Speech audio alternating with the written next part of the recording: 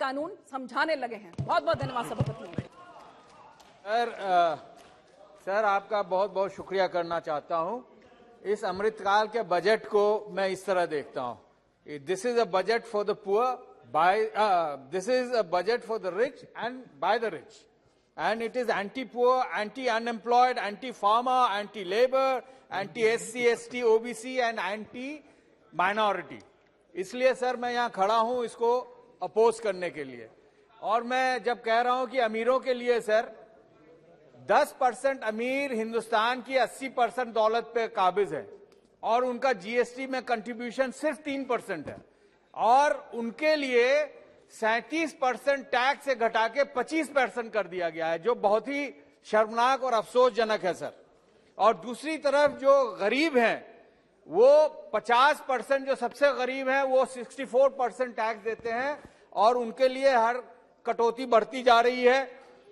और एक चीज और कहना चाहता हूं, फाइनेंस मिनिस्टर साहिबा ने कहा कि हमारा पर कैपिटा इनकम 1.9 लाख हो गया है, लेकिन आसपास भूटान और बांग्लादेश का हमसे बेहतर है। और प्रधानमंत्री जी परसों बोल रहे थे और काफी तंज ले रहे थे यूपीए गवर्नमेंट की सर, जो 10 साल में 13.1% के दर से पर कैपिटा बढ़ा था, अगर वो जारी रहता तो 1.9 लाख नहीं होके हमारा पर कैपिटा इनकम 3.9 लाख होता, जो डबल से भी ज्यादा है सर। दिस और सबसे अफसोस की बात यह है सर कि बिहार के लिए इन्होंने कुछ नहीं सोचा। बिहार से लगभग 1.25 करोड़ लोग बाहर पूरे हिंदुस्तान में खट रहे हैं। अभी हमारे अलग अलग राज्यों के लोग कह रहे थे अगर वहां तरक्की है तो वो हमारे बाजुओं के वजह से है, और हम वहां इनह्यूमन कंडीशन में रह रहे हैं। हमारे बिहार में क्यों नहीं योजनाएं दी जा रही हैं, पैसे क्यों नहीं दिए जा रहे हैं?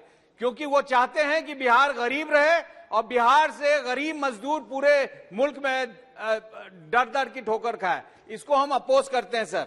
और दूसरी जो सबसे खराब बात है, जो गरीबों की बात मैं कह रहा था सर, मनरेगा में पिछले साल 89,000 करोड़ दिया गया, उसको 1/3 घटा के 60,000 करोड़ किया गया। ये बहुत ही दुखित है। और माइनॉरिटी का जब बजट हम लोग ये करें, माइनॉरिटी की आबादी सर 30 करोड़ है, 30 करोड़ 20%, जिसमें क्रिश्चियन, सिख, बुद्धिस्ट, जैन और पारसी भी आते हैं। मुसलमान के वजह से उनको भी खामियाजा भरना पड़ रहा है, जिसका हम अपोज करते हैं सर। माइनॉरिटी बजट 38% घटा दिया गया। स्कॉलरशिप, स्किल डेवलपमेंट, उस्ताद स्कीम, नई मंजिल for women, pre school scholarship, Jamia AMU का फंड घटा दिया गया।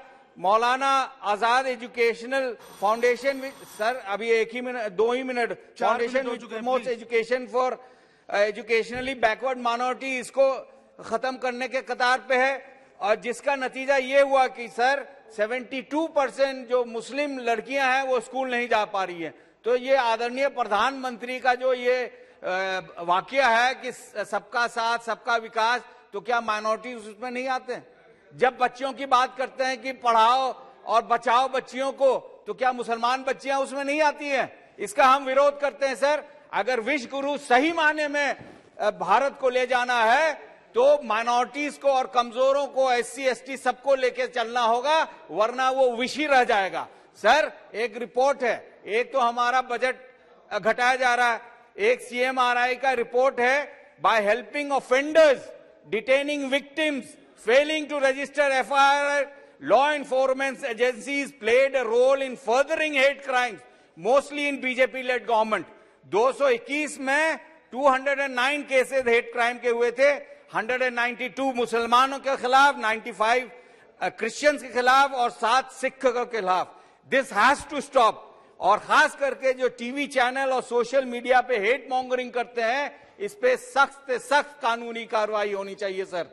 इसके अलावा मैं सर अपने कॉन्स्टिट्यूएंसी के बारे में कहना चाहता हूं सर। रेलवे का बहुत फंडिंग इस बार हुआ है। किशनगंज से जलालगढ़ रेलवे को स्टार्ट होना चाहिए। मेडिकल कॉलेज नहीं है सर किशनगंज में, 200 एकड़ जमीन है, वहां पे गवर्नमेंट मेडिकल कॉलेज होना चाहिए। 157 नर्सिंग कॉलेज है, उसमें भी भागीदारी मिलनी चाहिए सर। आधा मिनट और सर। और ये टूरिज्म को बहुत डेवलप करना चाहते हैं। कुछ सूची है, मैं दे दूंगा, लेकिन अयोध्या को अगर जो टूरिस्ट के लिए बनाया जा रहा है तो सीता मां की जन्मभूमि है सीतामढ़ी, उसको भी ध्यान कर लेना चाहिए और उसको भी डेवलप करने की जरूरत है। सर, हमारे यहाँ एकलव्य स्कूल की जरूरत है जो 700 कुछ बन रहे हैं, 740 में भी हमारा भी हिस्सा होना चाहिए। प्रधानमंत्री कौशल विकास में हमारे लोगों को जॉब के लिए ट्रेनिंग चाहिए। बहुत बहुत शुक्रिया सर। साहब बहुत बहुत धन्यवाद, आपने मुझे बोलने का मौका मिला और मुझे